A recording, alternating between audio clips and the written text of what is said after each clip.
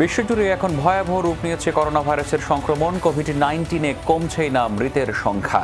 বাংলাদেশও এর ভয়াল ধাপা থেকে বাদ যায়নি। সংক্রমণের চতুর্থ ধাপে চলছে কমিউনিটি ট্রান্সমিশন। করোনার সব খবর, আপডেট এবং পরামর্শ নিয়ে আমাদের প্রতিদিনের আয়োজন corona update, presented by Mister Hygiene. আপনাদের সাথে আছি আমি, রাহাত মিনহাস। দেশে করোনা ভাইরাসে মৃতের সংখ্যা 500 ছাড়িয়েছে। 24 ঘন্টায় প্রাণ গেছে আরও 21 জনের। সোমবার ঈদের দিনে এই দুঃসংবাদ দিয়েছে স্বাস্থ্য অধিদপ্তর। জানানো হয়েছে নতুন করে আরও 975 জন সংক্রমিত হয়েছেন। দেশে একদিনে এটাই সর্বোচ্চ রোগী শনাক্তের ঘটনা। স্বাস্থ্য অধিদপ্তরের অতিরিক্ত মহাপরিচালক অধ্যাপক ডাক্তার নাসিমা সুলতানা জানিয়েছেন, মহামারী পরিস্থিতিতে ঈদের মধ্যেও পুরোদমে কাজ করে যাচ্ছেন স্বাস্থ্যকর্মীরা। 24 ঘন্টায় নমুনা পরীক্ষা করা হয়েছে 9,451টি। সব মিলিয়ে দেশে আক্রান্তের সংখ্যা 35,585 জন। মারা যাওয়া 21 জনের মধ্যে 11 জনই ঢাকার বাসিন্দা। নতুন 433 জন সহ এ পর্যন্ত সুস্থ হয়েছেন মোট 7,334 জন। মৃত্যুবরণ করেছেন 21 জন। এ পর্যন্ত মৃত্যু 501 জন।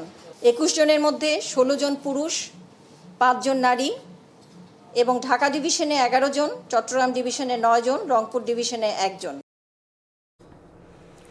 এদিকে বিশ্বজুড়ে করোনা ভাইরাসে প্রাণহানি 3,47,000 ছাড়িয়েছে। আক্রান্ত 55 লাখের বেশি।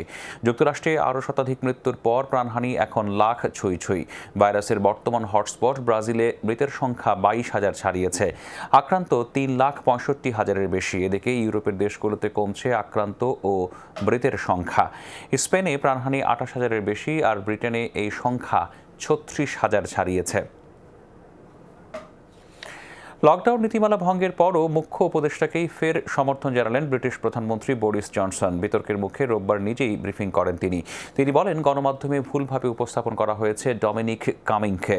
প্রধানমন্ত্রীর দাবি, কোনো রিসোর্টে ছুটি কাটানোর জন্য নয়, বরং সন্তানকে রক্ষায় সস্ত্রীক আইসোলেশনে গিয়েছিলেন উপদেষ্টা।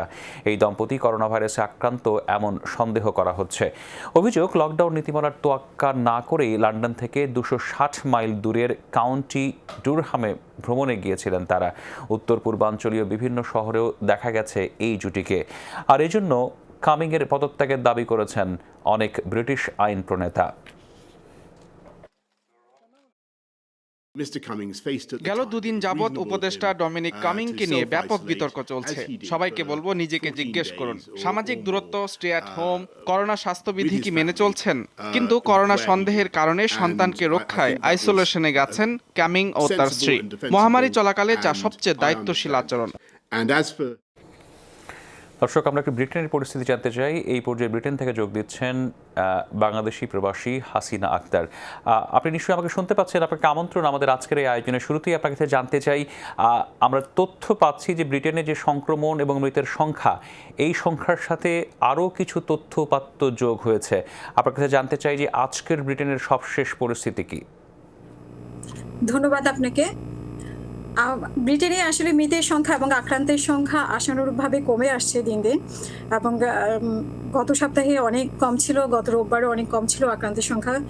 আর বিভিন্ন ধাপ হিসেবে লকডাউন শিথিল করার পরিকল্পনা চলছে। আমরা সবাই জানি যে এই মাসের মাঝামাঝি সময়ে বরিস জনসন ঘোষণা দিয়েছেন যে উনি লকডাউনে কয়েকটা ধাপ ঘোষণা দিয়েছেন। সেই প্রথম ধাপ হিসেবে 1 জুন স্কুল খুলে যাচ্ছে, বিশেষ করে প্রাইমারি স্কুল, এবং কিছু কিছু ব্যবসা প্রতিষ্ঠান এবং কিছু কিছু দোকানপাট খুলে যাচ্ছে।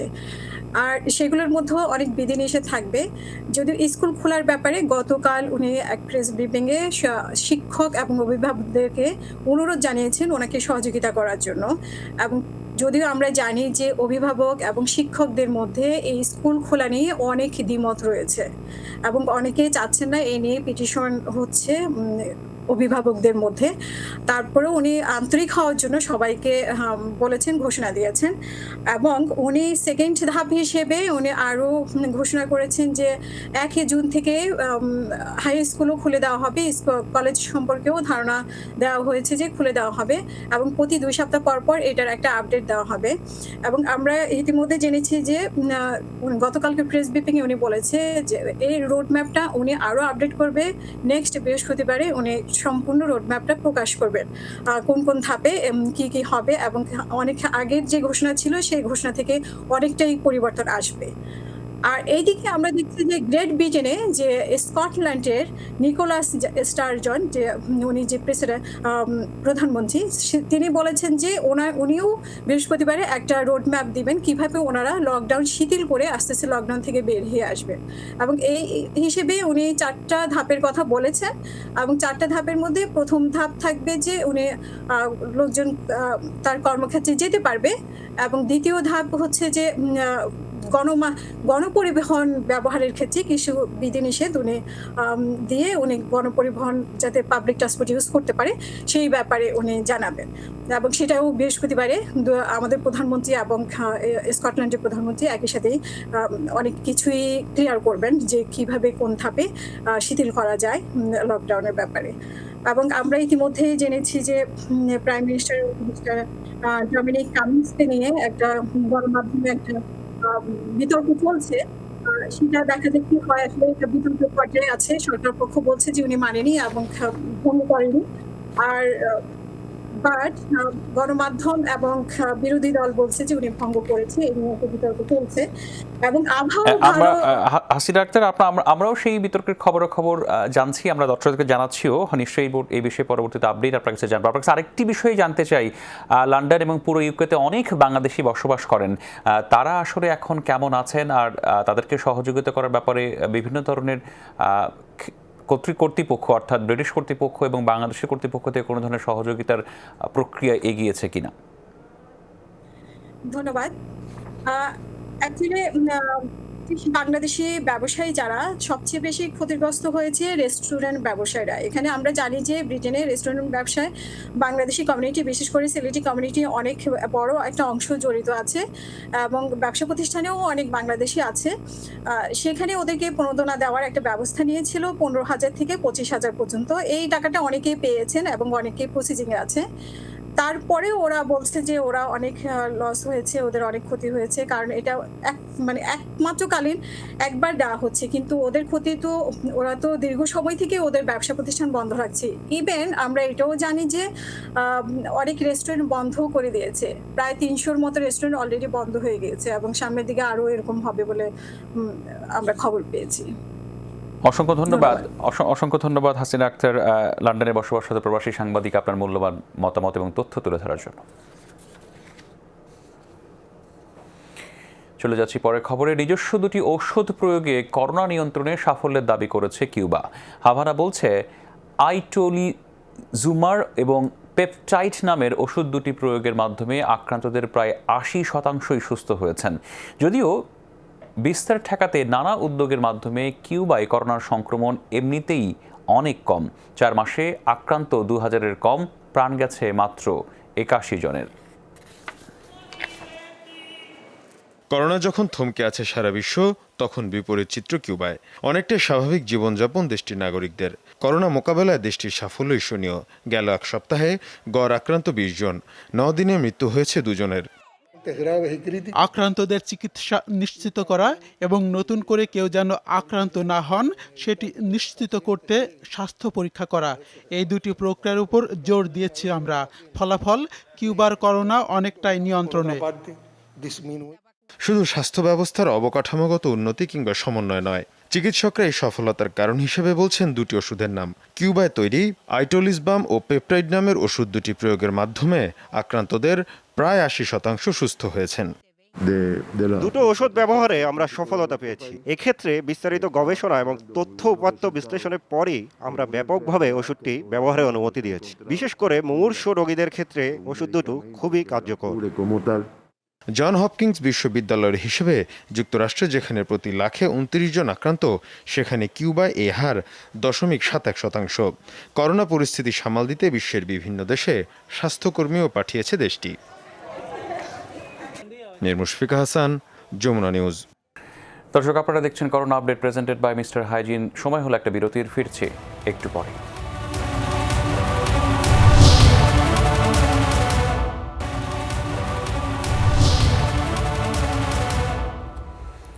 দর্শক স্বাগত আরেকবার, আপনারা দেখছেন corona update presented by Mister Hygiene. ঈদযাত্রায় দুফোঁটা অশ্রুর দর্পণ দেয়া যাবে না, এমন মৃত্যু কে চেয়েছে কবে? সন্তান দেখেনি বাবাকে, বাবা মা ছোঁয়নি প্রিয় সন্তানকে। দূর থেকেই সব কষ্ট যেন হাওয়ায় মিলেছে। দীর্ঘদিন পর ঈদের সকালে প্রিয়জনের কবরের পাশে স্বজনদের কান্না, স্রষ্টার কাছে প্রিয়জনের ফরিয়াদ, সে এক অবর্ণনীয় দৃশ্য। করোনা ভাইরাসে মৃত্যুবরণ করা মানুষের স্বজনদের সেই সব অনুভূতি কাছ থেকে দেখেছেন আমাদের সহকর্মী ভাস্কর ভাদুরী। ছবি তুলেছেন মেহেদি মিরাজ।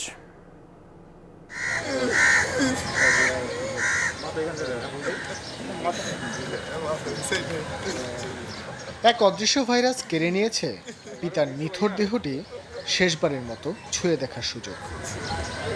দুই কাঁধে নিয়ে দাফনের ভাগ্য হয়নি শেষ যাত্রায়। 2 মাস পর বাবার কবরের সামনে দাঁড়িয়ে হতভাগ্য সন্তানের তাই এমন আক্ষেপ। ছেলে হয়ে বাবার লাশ কবরে নামাতে পারলাম না, এক মুঠো মাটি দিতে পারলাম না। আমার মনে এর চেয়ে দুর্ভাগ্য আর কারো হতে পারে না।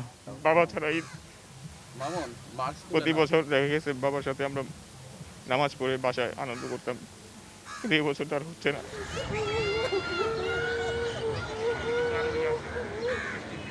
প্রিয়জনকে শেষ বিদায় জানাতে না পারার এমন আক্ষেপ ছিল খিলগাঁওয়ের পুরো কবরস্থান এলাকায়।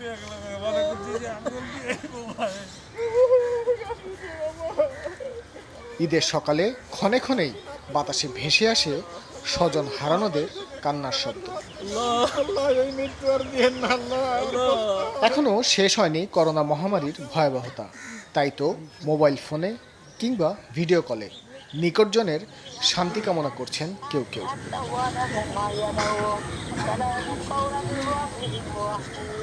ব্রাহ্মণবাড়িয়ার মঞ্জুর আক্ষেপটা হয়তো একটু বেশি। পিতার মরদেহটি অনেক চেষ্টার পরও নিতে পারেননি নিজের ভিটায়। রাতভর অপেক্ষার পর শেষ পর্যন্ত রায়ের বাজার কবরস্থানে দাফন করতে হয়েছে পিতাকে। সারা রাত আমার বাবাকে নিয়ে আমরা ঘুরে বাবার লাশ আমরা কুর্মিটোলার মর্গে রেখে পরের দিন আমরা বুদ্ধিজীবী স্মৃতিসৌধের পাশে যে কবরস্থান রায়ের বাজার কবরস্থান সেখানে দাফন করি। আমরা আমার বাবার কবরস্থানে আসছি। তো আমি দোয়া করি ভাইয়া কেউ যেন কোনো সন্তান যেন তার বাবার লাশ নিয়ে এরকম হয়রানি হতে না হয়। এমন দিনেও নিজ পরিবারকে দূরে রেখে মানুষের সেবায় এগিয়ে এসেছে বিভিন্ন সংগঠন। তাদের আশা এই ত্যাগের মাধ্যমেই আল্লাহ সন্তুষ্ট হবে, পৃথিবী থেকে উঠে যাবে করোনা ভাইরাসের ভয়াল থাবা। ভাস্কর ভাদুরী, যমুনা নিউজ, ঢাকা। মহামারী করোনার কারণে বিনোদন কেন্দ্রগুলোতে নেই চিরচেনা আমেজ। এ এক অন্যরকম ঈদ। করোনার সংক্রমণ ঠেকাতে ঈদের দিনেও রাজধানীতে বাইরে বের হননি বেশিরভাগ মানুষ। তবে একটু হাত ছেড়ে বাঁচতে কিছু মানুষ ঝুঁকি নিয়ে বেরিয়েছেন পছন্দের হাতিরঝিল, সংসদ ভবন, ধানমন্ডির রবীন্দ্র সরোবরের মতো এলাকাগুলোতে। নিম্ন মধ্যবিত্ত এই পরিবার ভ্যানে চড়েই ঘুরতে এসেছে হাতিরঝিল। পাশেই দ্রুত ছুটে যাওয়া গাড়ির জানালায় বসে সেলফি তোলায় মত্ত সচ্ছল পরিবারের সন্তানরা। এবার ঈদ ভিন্ন পরিবেশের, উদযাপনের মাত্রাও ভিন্ন। বাসাবাড়ি কাজ করতাম, দাওয়াত দিচ্ছে, বেড়াইতে যেতেছি বাচ্চারা নিয়ে। ফ্রেন্ডদের আর বাসায় আসে না, আর বাসায় অন্য কোনো মানুষও আসে না। সো ফ্রেন্ডদের সাথে একটু কথাবার্তা বললাম, পরে বললো আসো বাইরে আসো। করোনা সংক্রমণে গোটা দেশ, কিন্তু ঈদে বাইরে ঘুরতে যাওয়ার ইচ্ছাকে দমিয়ে রাখতে পারেননি অনেকে। এদের বেশিরভাগই শিশু, কিশোর, তরুণ। বয়সের কারণেই হয়তো নিরাপত্তার ব্যাপারে বেখেয়াল। নেই মাস্ক, গ্লাভস। সামাজিক দূরত্বের বিষয়টা যেন পাত্তাই পাচ্ছে না। মাস্ক বাসায় ভুলে থুয়ে আসছে। আমার মাস্ক তো পকেটে। ওই বন্ধু বান্ধবের সঙ্গে কথা বলতেছি, তো এই জন্য একটু মাস্কটা খুলে নিয়েছিলাম। মনে করি না মৃত্যু আসলে করোনা থেকে আমরা বাঁচতে পারবো, এর জন্য মাস্ক ব্যবহার করি না। ঈদে সংসদ ভবনে উপচে পড়া ভিড় থাকলেও আজ চিত্র ভিন্ন। অল্প কিছু মানুষ ঘুরতে বের হয়েছেন পরিবার নিয়ে।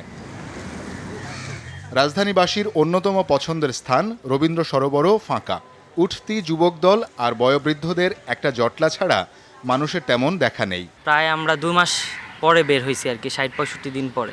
আমরা যে কোথায় বসে খাবো সেই ব্যবস্থা নাই আর কি। চতুর্দিকে মনে করি এত অসুবিধা, এত অসুখ বিসুখ, এত কিছু, তোর মনটা দমে যায়। সোশ্যাল ডিস্টেন্স যেটাকে বলে সেটা একদমই অমান্য করতেছে সবাই। উৎসবে যে চিড়িয়াখানা থাকে হাজারো মানুষের পদচারণায় মুখরিত, সেটি ঈদের দিনেও বন্ধ। অনেকেই এসে ফিরেও গেছেন।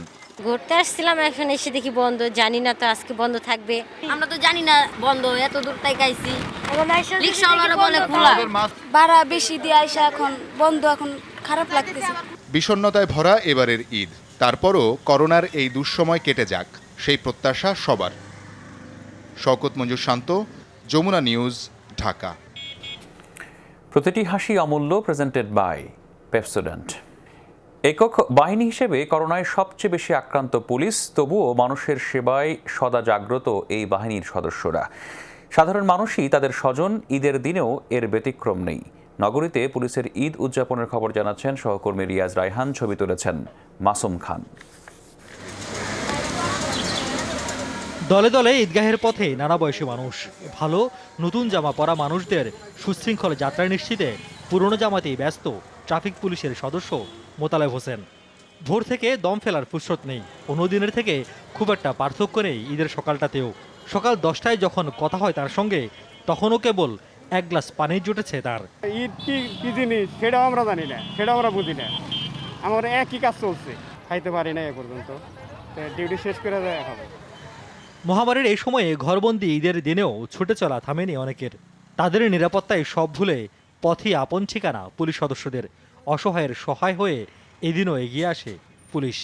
ঈদ বলেন, কোরবানি বলেন, পূজা বলেন, কোনো সময় পরিবারের সন্নিকটে ওইভাবে আসা হয় না। জনগণকে সেবা দিচ্ছি, তারা কতটুকু আমাদের কারণে সেবা পাচ্ছে এটা আমাদের আসল বিবেচ্য বিষয়। মনে তো চায় যে বাড়িতে যাই, মনে তো সবার কষ্ট, তারপরেও আমরা ডিউটি করতেছি। আহা, এমন দৃশ্যের পর সব কষ্টই যেন উবে যায়। ঈদের সকালে দায়িত্বের ফাঁকে সুযোগ করে স্ত্রী সন্তানের সঙ্গে শুভেচ্ছা বিনিময়টা সারছেন কেউ কেউ।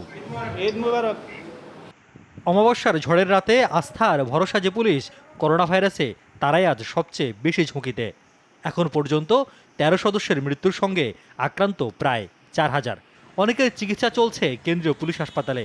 সবাইকে ঈদের শুভেচ্ছা জানিয়ে দেওয়া চেয়েছেন আক্রান্তরা। হাসপাতালে থাকলেও আল্লাহর রহমতে আপনাদের দোয়ায় আমরা ভালোভাবে ঈদ পালন করছি। সকলকে ঈদের শুভেচ্ছা জানাচ্ছি। ঈদ মুবারক। সবাই ভালো থাকবেন, সুস্থ থাকবেন, ঘরে থাকবেন। আমার ভাইকে আমি যেভাবে ভালো রাখার চেষ্টা করতাম, আমি আমার এই পুলিশ ভাইকে সেভাবে রাখার জন্য সচেষ্ট এবং আমরা আপনার চেষ্টা করে যাচ্ছি। উদযাপনের চেয়ে এবার ঢের বেশি পালনের ঈদ, তাই আগের মতো এবার কোনো আয়োজন নেই বাহিনীতে। যতটুকু সম্ভব সদস্যদের উজ্জীবিত রাখতে চেষ্টা করে যাচ্ছেন ঊর্ধ্বতন কর্মকর্তারা। আমাদের ফোর্সের মধ্যে মনোবল চাঙ্গা রয়েছে। আমরা সার্বিকভাবে তাদের সুস্বাস্থ্যের জন্য, তাদের কল্যাণের জন্য, তাদের সুরক্ষা উপকরণ নিশ্চিতের জন্য আমরা চেষ্টা করে যাচ্ছি। আবার ফিরবে সুদিন, একসঙ্গে উদযাপনে মাতবে সবাই। সে আশায় সবাইকে ঈদ মোবারক। রিয়াজ রায়হান, যমুনা নিউজ, ঢাকা। করোনা মহামারীর সংকটের মধ্যেই বিধবা মাকে বৃদ্ধাশ্রমে রেখে গেছেন সন্তান। এরপর আর খোঁজ রাখেননি তিনি সহ অন্য কেউ। উৎসবের দিনে সেই ছেলেমেয়ের কথা মনে হতেই ভিজে ওঠে জননীর চোখ। তারপরও নেই তেমন কোনো আক্ষেপ, প্রার্থনা একটাই, যেন বিপদমুক্ত থাকে নারী ছেঁড়া ধন। আমির সোহেলের ছবিতে কনক রহমানের প্রতিবেদন।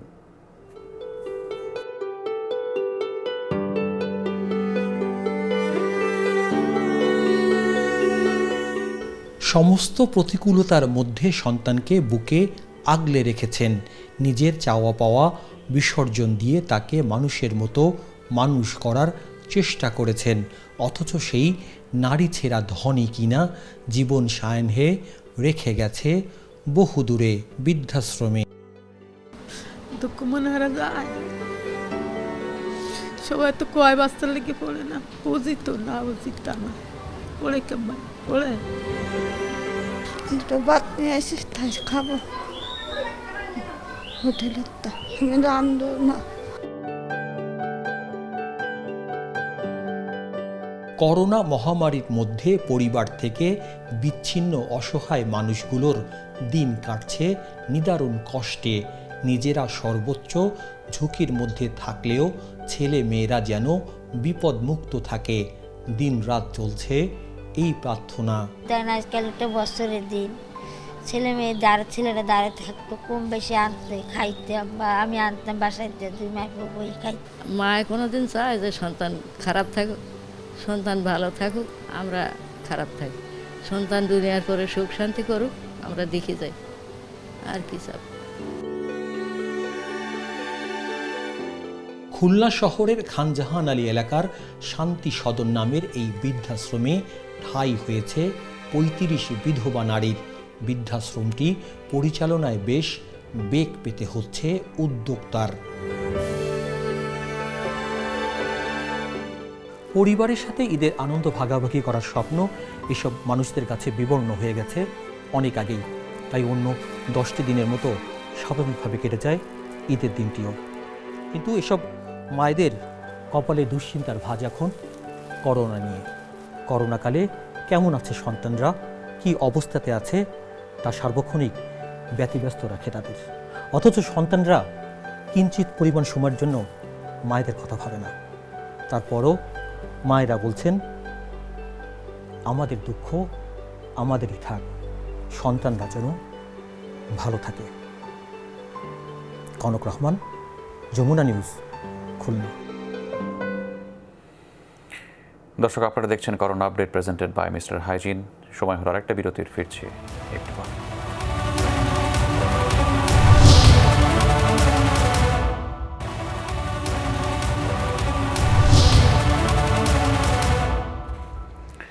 দর্শক স্বাগত আরেকবার, আপনারা দেখছেন corona update presented by Mister hygiene.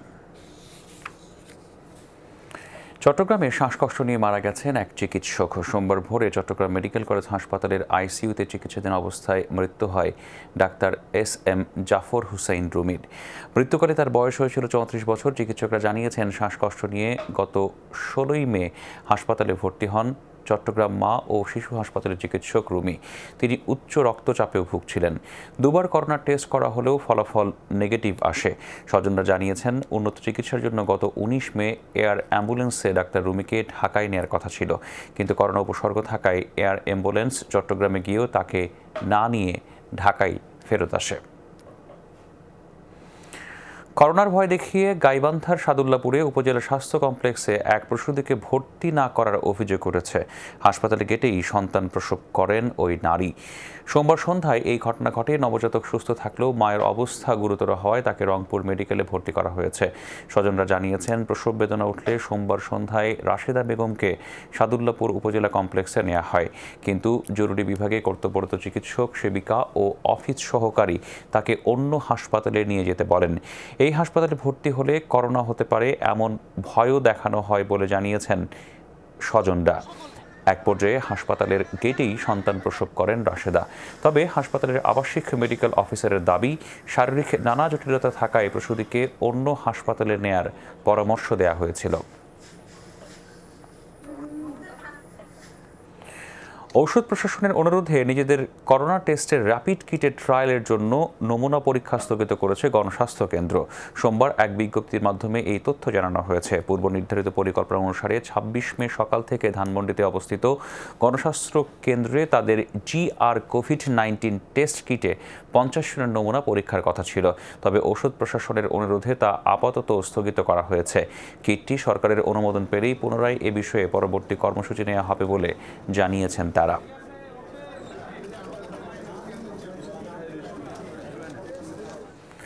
Corona সংকটে সরকারি নির্দেশনায় সাভারে বন্ধ হয়েছে প্রায় 1000 বেসরকারি শিক্ষা প্রতিষ্ঠান। এতে কর্মহীন হয়ে পড়েছেন এসব প্রতিষ্ঠানের শিক্ষক, কর্মকর্তা, কর্মচারীরা।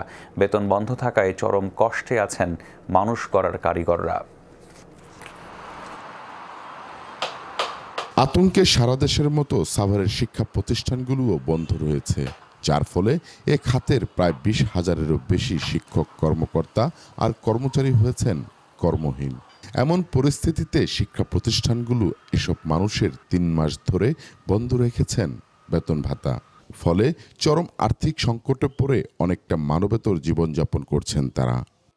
মার্চের থেকে স্কুলের যে ছাত্রছাত্রী টিউশন ফি দিতেছে না, এর ফলে পরিচালকরাও আমাদের সম্মানী ভাতাটা দিতে পারতেছে না। করোনার কারণে 3 মাস যাবত আমরা বেতন পাচ্ছি না। আমাদের তো পরিবার আছে, আমারও সংসার আছে। না মানুষের সাথে বলতে পারছি না, হাত পাততে পারছি, আর কিছু করতে পারতেছি না। অসহায়ের মতো ঘরে বসে আছি। বেসরকারি এসব শিক্ষা প্রতিষ্ঠানগুলোর পরিচালকরা বলছেন, শিক্ষার্থীদের দেয়া বেতনই এসব প্রতিষ্ঠানের মূল আয়ের খাত, যা থেকেই তারা শিক্ষকদের বেতন সহ যাবতীয় খরচ বহন করেন। আয়ের পথটি বন্ধ থাকায় দেয়া যাচ্ছে না তাদের বেতন ভাতা। আমরা তো আসলে কারো কাছ থেকে কোনো বেতন চাইতেও পারতেছি না, যেহেতু মহামারী। আমাদের চলা কষ্ট হয়ে যাচ্ছে, শিক্ষকদের বেতন দিতে পারতেছি না ঠিক মতো। মানুষ গড়ার কারিগর যারা, তাদেরকে যতটুকু সম্মান বা মর্যাদা দেওয়া দরকার আজকে আমরা সেটা দিতে পারতেছি না। আজকে সব থেকে অবহেলিত তারা। এমন পরিস্থিতিতে সরকারের হস্তক্ষেপ কামনা করছেন কিন্ডারগার্টেন অ্যাসোসিয়েশন। তারা প্রয়োজনীয় প্রণোদনা দিয়ে এসব মানুষগুলোর পাশে দাঁড়ানোর আহ্বান জানান। যদি মাননীয় প্রধানমন্ত্রী বাংলাদেশের অন্যান্য প্রতিষ্ঠানের মতো যে আর্থিক প্রণোদনা দিয়েছেন, যদি শিক্ষা প্রতিষ্ঠানে আর্থিক প্রণোদনা দিতেন এবং সুদৃষ্টি দিতেন, তাহলে শিক্ষকরা মানবতার জীবন থেকে একটু মুক্তি পেত। মাহফুজুর রহমান নিপু, যমুনা নিউজ, সাভার। করোনার ব্যাপক বিরূপ প্রভাব পড়েছে চা শিল্পে। ক্রেতা সংকটে উৎপাদন খরচ তুলতে পারছেন না বাগান মালিকরা। প্রতি কেজি চা উৎপাদনে যেখানে খরচ পড়ছে ১৫০ থেকে ১৭০ টাকা, সেখানে বিক্রি হচ্ছে মাত্র ১০৮ টাকায়। লকডাউনের কারণে বন্ধ আছে নিলাম কার্যক্রম। অভিজাত রেস্তোরাঁ থেকে পাড়া মহল্লার চায়ের দোকানও বন্ধ। আর এই কারণে চাহিদা কমেছে অভ্যন্তরীণ বাজারেও। সংকট উত্তরণে নীতি সহায়তার দাবি করেছেন বাগান মালিকরা।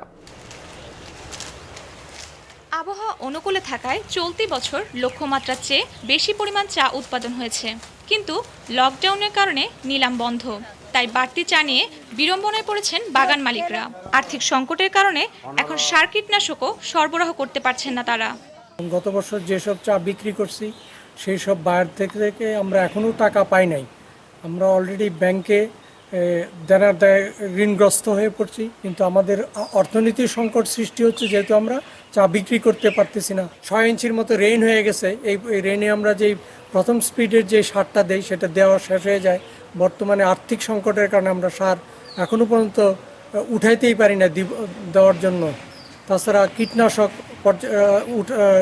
টাকার অভাবে কীটনাশক ক্রয় করতে পারতেছি না। গেল বছরের চা বিক্রির টাকাও পায়নি অনেক বাগান মালিক। এমনকি শ্রমিকের বেতন পরিশোধে হিমশিম খাচ্ছে অনেক প্রতিষ্ঠান। আগামীতে এই সংকট আরও ঘনীভূত হওয়ার শঙ্কা তাদের। গত ৩ মাস যাবৎ আমরা চা শ্রমিকদেরকে বেতন মজুরি দিতে আমাদের হিমশিম খেতে হচ্ছে। আগামী দিনে কীভাবে ওদেরকে মজুরি দিব তার কোনো নিশ্চয়তা নেই, সেটার মধ্যে আমরা আতঙ্কে আছি। লকডাউনের কারণে একদিকে যেমন চা রফতানি কমেছে, অন্যদিকে অভ্যন্তরীণ বাজারে এর চাহিদা বেশ কম। সঙ্গ নিরোধ কর্মসূচির কারণে অভিজাত রেস্তোরাঁর পাশাপাশি পাড়া মহল্লার চায়ের দোকানও বন্ধ। চার দাম হলো আপনার 400 এর মান 200 টাকা, আগে 210 টাকা ছিল, এখন 200 টাকা। আগে আমরা টিবেক দেখা যায় মাসে 6 কার্টুন বেচতে পারতাম বা 7 কার্টুন, এখন দেখা যায় 10 পিসে বিক্রি করতে পারি না। বিক্রি অনেকটাই কম হতেছে আমাদের, হ্যাঁ অনেকটাই, মোটামুটি অনেকটা চাহিদা কম। আর চার দাম নর্মাল দাম কম হয় না, যেমন ছিল তেমনই আছে, বাড়ির অনেক কমানো এটা রয়েছে। সংকটকালীন এমন মুহূর্তে চা শিল্পকে বাঁচিয়ে রাখতে নীতি সহযোগিতা চেয়েছেন বাগান মালিকরা। আফরোজ রূপা, যমুনা নিউজ। অন্যরকম ঈদ পার করলেন সিঙ্গাপুরে করোনায় আক্রান্ত অসহায় প্রবাসী মুসলমানরা। ঈদের দিনে তাদের পাশে দাঁড়ান এক ভারতীয় বংশোদ্ভূত ব্যবসায়ী। নিজে ভিন্ন ধর্মের হলেও মুসলিম প্রবাসীদের ঈদ আনন্দ বাড়িয়ে দিতে রান্না করেছেন বিশেষ ধরনের বিরিয়ানি। তারপর সেগুলো নিজ হাতে পৌঁছে দিয়েছেন কোয়ারেন্টাইনে থাকা প্রবাসী মুসলমানদের কাছে। রান্নার এই মহাযজ্ঞ কোনো বিয়ে বা অনুষ্ঠান উপলক্ষে নয়। ঈদে এই খাবার যাবে কোয়ারেন্টাইনে থাকা অসহায় প্রবাসী মুসলমানদের কাছে। সিঙ্গাপুরে করোনা আক্রান্তদের বেশিরভাগই প্রবাসী শ্রমিক। দীর্ঘদিন ধরে ডরমেটরিতে থাকতে হচ্ছে কর্মহীন মানুষদের। ঈদের দিনে তাদের কিছুটা স্বস্তি দেওয়ার চেষ্টা ভারতীয় বংশোদ্ভূত ব্যবসায়ী দুষ্যন্ত কুমারের। মুসলিমরা আজ তাদের সবচেয়ে বড় উৎসব ঈদ পালন করছে, আর এই বিশেষ দিনটিকে উদযাপন করতেই আমাদের এই আয়োজন। বিরিয়ানি যেহেতু আমাদের অঞ্চলের মুসলিমদের সবচেয়ে প্রিয় খাবার, তাই মেনুতে বিশেষ বিরিয়ানি দিয়েছে আমরা। রান্নার কাজে সহধর্মিনী সহ একটি স্বেচ্ছাসেবক দল পাশে পেয়েছেন দুষ্যন্ত। প্রায় 600 প্রবাসী মুসলিমের জন্য বিশেষ এ বিরিয়ানি রান্না করেছেন তারা। মহামারী শুরুর পর এপ্রিল থেকেই খাদ্য সহায়তা করছেন দুষ্যন্তে। তার এ উদ্যোগে সহায়তার হাত বাড়িয়েছেন আরও অনেকে। পরিবার পরিজন থেকে দূরে থাকা প্রবাসীদের কাছে তৈরি খাবার তুলে দিতে পেরেই তৃপ্তি দুষ্যন্তের। তারা আমার জন্য অপেক্ষা করে আমি কখন খাবার নিয়ে যাব। খাবার পেয়ে তৃপ্তির এক হাসি দিয়ে যখন আমাকে ভাইয়া বলে ডাক দেয়, তখন অন্যরকম এক অনুভূতি কাজ করে। খাবার খেয়ে তাদের পাঠানো সন্তুষ্টি বার্তা আমাকে দারুণ আত্মতৃপ্তি দেয়। সিঙ্গাপুরে এখন পর্যন্ত করোনা সংক্রমণ ধরা পড়েছে 30,000। মুজরাবিন তারেক, যমুনা নিউজ।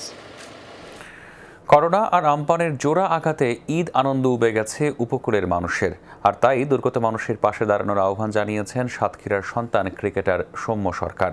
তার বিশ্বাস, কঠিন এই সময় পার করে আবারও ঘুরে দাঁড়াবেন এই অঞ্চলের মানুষ।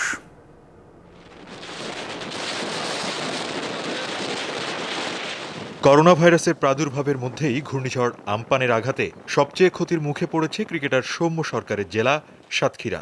তবে দুর্যোগের এই সময় পার করে আবারও হেসে উঠবে উপকূলের জনপদ, এমনটা বিশ্বাস সৌম্য সরকারের।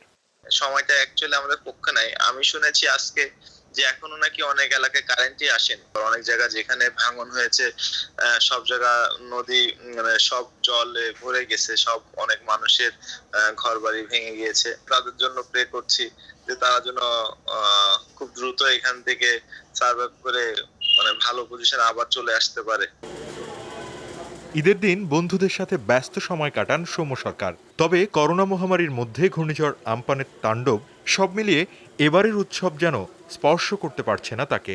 এবছরটাও তো সম্ভব হবে না, তো আমি তাদেরকে বলবো যে উইশ করবো যে অবশ্যই দোস্ত ঈদটা অনেক মজা কর বাসায় থেকে পরিবারের সাথে।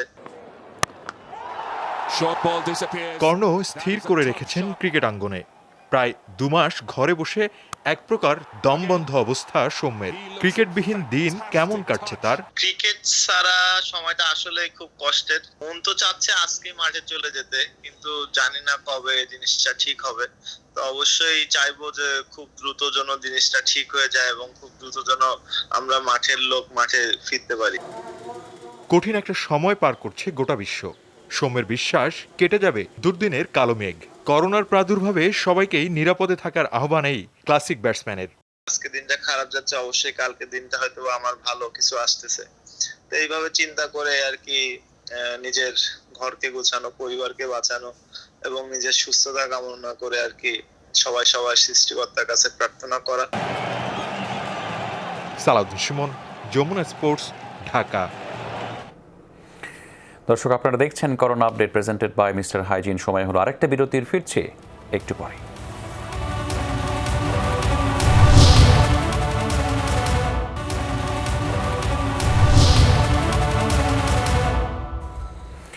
দর্শক স্বাগত আরেকবার, আপনারা দেখছেন corona update presented by Mister Hygiene. ব্রিটেনে করোনা ভাইরাসে আক্রান্তদের চিকিৎসায় নিয়োজিত স্বাস্থ্যকর্মীদের সহায়তায় এগিয়ে এসেছেন প্রবাসী ব্যবসায়ীরা। ওল্ডহ্যামের চিকিৎসক কর্মীদের মাঝে বিনামূল্যে খাবার সরবরাহ করেছেন ওয়েস্ট উড ইস্টের রেস্তোরাঁ ব্যবসায়ী কামাল উদ্দিন। তিনি বলেন, করোনার সাথে লড়াইয়ে ফ্রন্ট লাইনার্স চিকিৎসক কর্মীরা এই সংকটে তাদের পাশে থেকে মানবিক দায়িত্ব পালন করতে চান। এই উদ্যোগ অব্যাহত থাকবে বলেও জানিয়েছেন তিনি।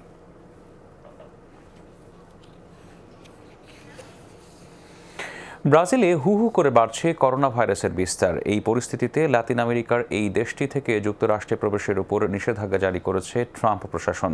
14 দিন ব্রাজিলে কাটানো কোনো বিদেশিও যুক্তরাষ্ট্রে ঢোকার অনুমতি পাবেন না। সিদ্ধান্তটি আগামী 28 মে থেকে কার্যকর হবে। এদিকে নিয়মনীতির বালাই না করেই জনসমাবেশ করে বেড়াচ্ছেন প্রেসিডেন্ট জেইর বোলসোনারো। চলতি মাসের শুরুতেও সংক্রমণ তালিকায় অনেকটা পিছিয়ে ছিল ব্রাজিল, অথচ এক সপ্তাহে শনাক্ত হয়েছেন লাখের বেশি। এখন করোনা আক্রান্তের দিক থেকে যুক্তরাষ্ট্রের পরই দ্বিতীয় অবস্থানে উঠে এসেছে লাতিন দেশটি। মৃত্যু বা সংক্রমণ দুক্ষেত্রেই অনেক ব্যবধানে এগিয়ে যুক্তরাষ্ট্র। তবে হঠাৎ করে ব্রাজিল কোভিড-19 হটস্পটে পরিণত হওয়ায় দেশটির ব্যাপারে নতুন সিদ্ধান্ত নিল ট্রাম্প প্রশাসন। ব্রাজিলে 2 সপ্তাহ অবস্থান করা কেউ আপাতত মার্কিন মুলুকে ঢোকার অনুমতি পাবেন না। ব্রাজিলের বর্তমান পরিস্থিতি নিয়ে উদ্বিগ্ন। সেখান থেকে পর্যটকরা এই মুহূর্তে যুক্তরাষ্ট্রে আসুক সেটা চায় না। তারা এসে মার্কিনদের মধ্যে করোনার সংক্রমণ ছড়াক, তাও কাম্য নয়। বরং ব্রাজিলের নাগরিকদের সুস্থতা কামনা করি। লাতিন দেশটির সহায়তায় ভেন্টিলেটর পাঠিয়েছে ওয়াশিংটন। মার্চের মাঝামাঝি পর্যন্ত ব্রাজিলে করোনায় কোনো প্রাণহানি ছিল না, অথচ এখন লাফিয়ে বাড়ছে মৃত্যু। পরিস্থিতি ভয়াবহ আকার ধারণ করলেও বিকার নেই প্রেসিডেন্ট জেইর বোলসোনারোর। স্বাস্থ্যবিধির তোয়াক্কা না করেই চলছে সভা সমাবেশ, যা নিয়ে দেশের অভ্যন্তরেই চলছে বিতর্ক। মহামারী মোকাবেলায় বিশ্ব স্বাস্থ্য সংস্থার নির্ধারিত বিধিমালার সাথে সাংঘর্ষিক প্রেসিডেন্টের নেতৃত্ব দেশ পরিচালনার ধরন। তিনি রাজনৈতিকভাবে আইসোলেশন মানেন না। তার আচরণে কট্টর ডানপন্থী এবং সিলভা বিরোধীরাও হতাশ বিরক্ত। বলা যায় তার জনসমাবেশে যোগদানকারীদের থেকেই ঘটছে কমিউনিটি ট্রান্সমিশন। ইউরোপে অনেকটাই কমেছে নভেল করোনাভাইরাসের প্রকোপ। লকডাউন শিথিল হলেও কর্মসংস্থানের অভাবে চলছে অসন্তোষ। তাই জুনের শুরুতেই অনেক দেশে সচল হচ্ছে অর্থনৈতিক কার্যক্রম। মৌলি ইসলাম, যমুনা নিউজ। করোনায় বিষণ্ণতা ও আতঙ্ক দূর করতে পোষা প্রাণী সংগ্রহে ঝুঁকছেন ব্রাজিলের বাসিন্দারা। এ ব্যাপারে সহযোগিতা করছে স্থানীয় পশু কল্যাণ মন্ত্রণালয়। বেওয়ারিশ বিভিন্ন পশুকে দেয়া হচ্ছে প্রশিক্ষণ, এরপর দেয়া হচ্ছে দত্তক। 3 বছর বয়সী শানশা করোনায় নতুন জীবন পেল এক সময়ের রাস্তার বেওয়ারিশ এই কুকুরটি। দত্তক হিসেবে তাকে পেয়ে খুশি রিও ডি জেনেরিওর 73 বছর বয়সী অবসরপ্রাপ্ত নার্স মারিয়া ফাতিমা মার্কুইস। করোনায় মানসিক অবসাদ দূর করতে শানশাকে দত্তক নিয়েছেন তিনি। খুব কঠিন সময় পার করছি আমরা। আশা করি এই খারাপ সময়ে কুকুরটার ভালোবাসা আমাদের প্রাণবন্ত রাখবে। আমিও অনেক ভালোবাসবো, আর এটাই প্রকৃত ভালোবাসা, যা টাকার বিনিময়ে পাওয়া যায় না। করোনায় ব্রাজিলের অন্যতম hotspot Rio de Janeiro. Sao পাওলোর পর দ্বিতীয় সর্বোচ্চ মৃত্যু হয়েছে শহরটিতে। দীর্ঘ লকডাউন আর মৃত্যুর মিছিলে কঠিন সময় পার করছেন বাসিন্দারা। তাই মানসিক স্বাস্থ্য ঠিক রাখতে শহরবাসীকে পোষা প্রাণী দত্তক দেওয়ার উদ্যোগ স্থানীয় পশু কল্যাণ মন্ত্রণালয়ের। একসময়ের বেওয়ারিশ এসব প্রাণীদের বিশেষ প্রশিক্ষণও দিচ্ছে তারা। রাস্তায় ঘুরে বেড়ানো এসব প্রাণীদের সংগ্রহ করে আশ্রয় দিয়েছি। এরপর প্রশিক্ষণ দিয়ে এদের তৈরি করেছি। দেয়া হয়েছে বিশেষ টিকা, আর শনাক্ত করার জন্য এদের গায়ে জুড়ে দেয়া হয়েছে একটি করে মাইক্রোচিপ। উন্নত জাতের কুকুর পোষার চর্চা আছে সবখানেই, তবে বেওয়ারিশ এসব প্রাণীকে ঠিকানা দেওয়ার উদ্যোগটি স্থানীয় এক মেয়রের। দত্তক দেওয়ার এ উদ্যোগে এখন পর্যন্ত আবেদন পড়েছে প্রায় 1000টি।